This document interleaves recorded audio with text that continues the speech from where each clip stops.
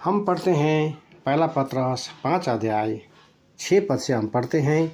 यहाँ लिखा है, दीनता से रहो जिससे वो तुम्हें उचित समय पर बढ़ाए, है ना। यहाँ लिखा है दीनता से रहने के लिए, है ना।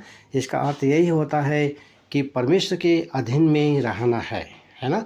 परमेश्वर के डर में, परमेश्वर के भय में रहना है, परमेश्वर के वचन में, है ना, वचन की ओर लगे रहना है, संगति में बने रहना है, परमेश्वर के बलवंत हाथों के नीचे रहना, है ना। इसका अर्थ यही है कि परमेश्वर में हमें बने रहना है।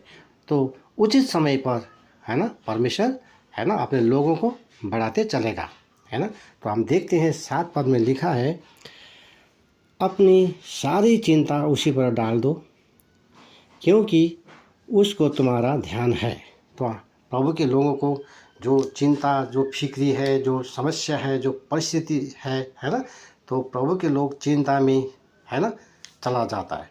लेकिन वो चिंता परमेश्वर में डाल देना है, अर्थात परमेश्वर को सौंप देना है ना। क्योंकि परमेश्वर अपने लोगों को ख्याल रखता है, अपने लोगों पर ध्यान देने वाला परमेश्वर ही है ना। हमारा उद्धारकर्ता प्रभु यीशु मसीह ही है ना।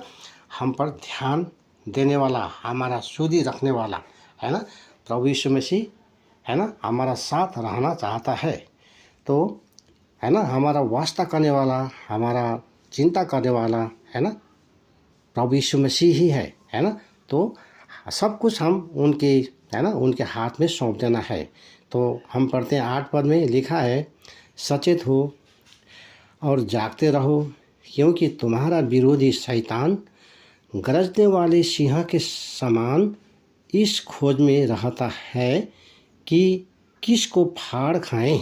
इस प्रकार लिखा है ना। सचेत रहना है, प्रभु के लोगों को होशियार रहना है, क्योंकि विरोधी शैतान गरजने सिंह के नाई, है ना, वो इस तरह चलता है। गरजने सिंह जिस तरह अपना शिकार के धुन में रहता है, उसी तरह वो जो शैतान है ना, सिंह की तरह वो भी ऐसे लोगों को ढूंढते चलता है। कौन विश्वास में कमज़ोर है, परमेश्वर के प्रेम से कौन दूर है ना। किसका जीवन में ऐसा चिंता आया, फिक्री आया, और किसका जीवन में कैसा कैसा समस्या आया, उस समस्या वो परमेश्वर में रखता नहीं, है ना। तो शैतान को मौका मिलता है। तो शैतान उससे लड़ने के लिए, है ना, वो गरजने सिंह की तरह वो आ जाता है ना। तो प्रभु के लोगों को डरना नहीं है, परमेश्वर के अधीन में रहना है, क्योंकि हमारा वास्ता करने वाला हमारा परमेश्वर हमारे साथ में है ना।